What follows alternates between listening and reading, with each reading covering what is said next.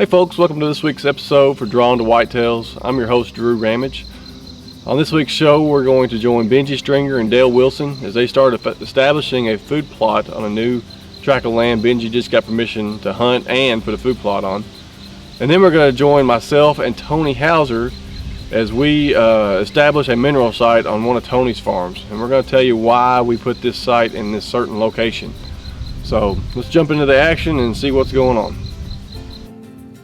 Me and Dale Wilson are actually fixing to go back to a new farm we got, and we're going to mow a little path back there to the area where we're going to put a food plot in.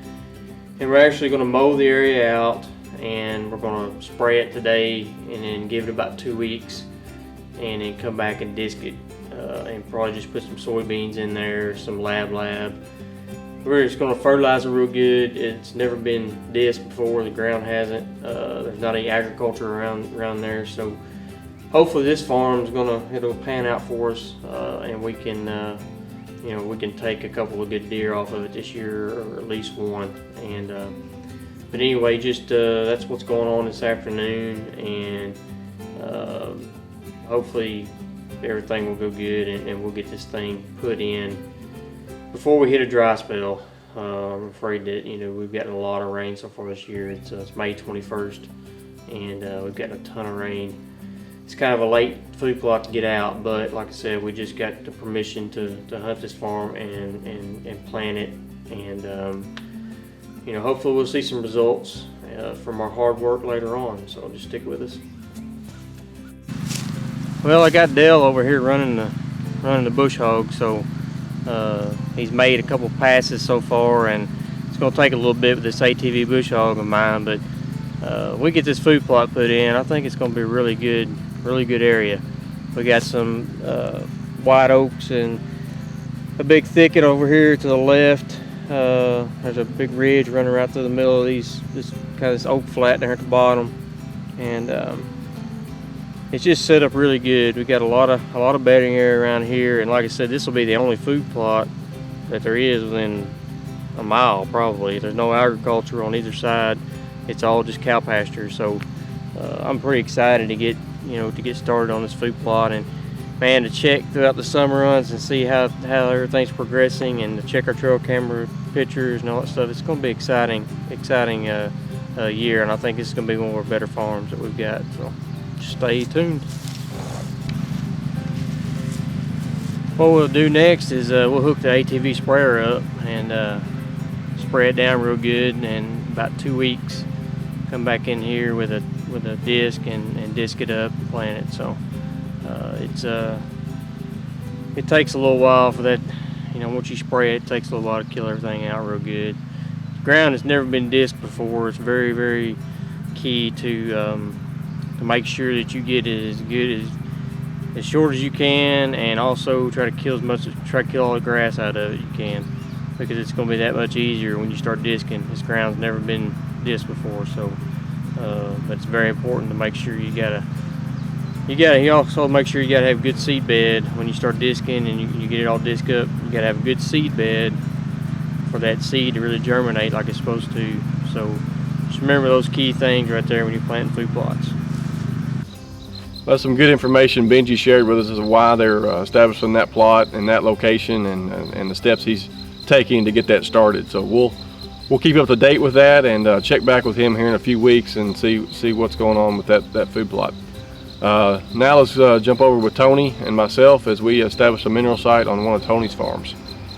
This is Tony Hauser with Drawn to Whitetails and Drew Ramage. It's a piece of property that Drew and I have both hunted over the years. We kind of hunted the outsides of this property for a few years. We've been seeing the bucks kind of travel corridors. There's a couple doe bedding areas on this farm. So what we're doing is taking our knowledge from previous years. We're going to set up a couple mineral sites today, put some trail cameras out. But we know that we want to hang a couple stands on the far side of the property, which will be the south side. And we're going to try to access them from the south through a pasture field, and that way we can hunt them on a north or a northwest wind because these deer just travel through here during the rut. There's does, a couple bedding areas in here. It's just unreal.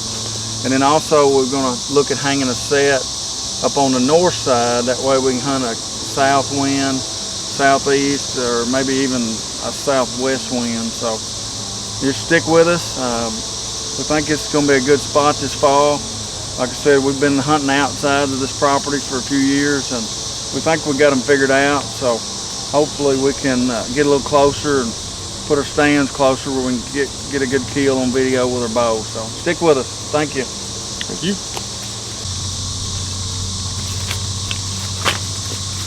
What I'd like to do is should get some kind of rock or some kind of little paver or whatever you can find to set your trophy rock on. Seem like they just last a lot longer instead of putting them right in the ground. And everybody's different. I've had good luck with the trophy rock. The deer seem to like it.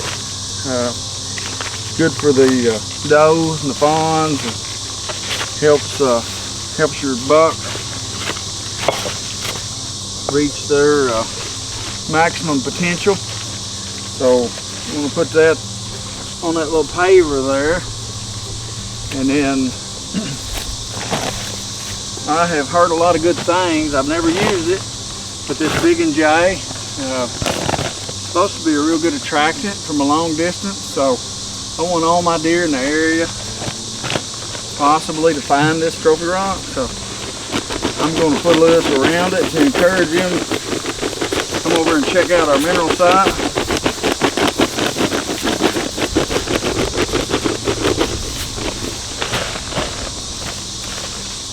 I'm going to put a trail camera on a tree over here about probably 10 or 15 foot away where we can kind of keep an eye on it and see what's using it. Bucks are starting to grow their antlers back, so we want to monitor that and see what kind of shooters grow in the area this summer. We can possibly put on the hit list this fall.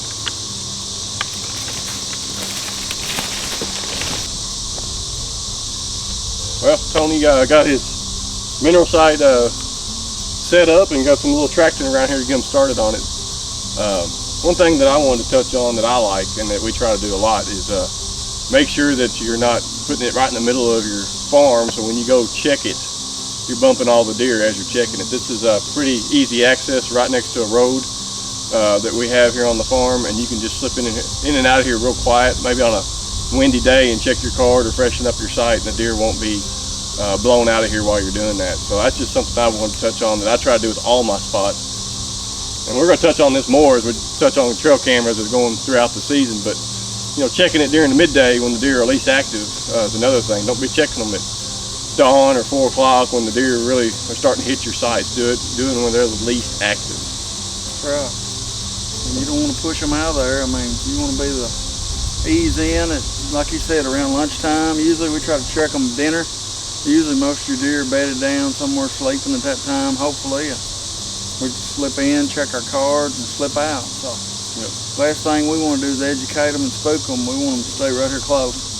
Here in the future, I got a couple things I'm going to touch on more about trail cameras on my 2 farms, how they are so different. One I can check all the time, and another one I got to be very selective when I check it, but I'll touch on that another time. So this spot's ready to go. We're going to jump into something else now, and stay with us, see what we get into. Well, we hope you enjoyed this week's episode of Drawn to Whitetails. Check back with us again next week. I think Tony and I are going to be taking down tree stands or doing some tree stand maintenance. That's something I think a lot of people don't pay attention to. Once season's over, they don't check their stands as often as they should. We're taking down all my stands, and we're going to be going through what we do to make sure all the straps are okay, all the nuts and bolts and stuff are still in good shape, so we don't have any accidents come the fall. So join us again next week. Just remember, the season never ends, and we appreciate you watching this show. Thank you.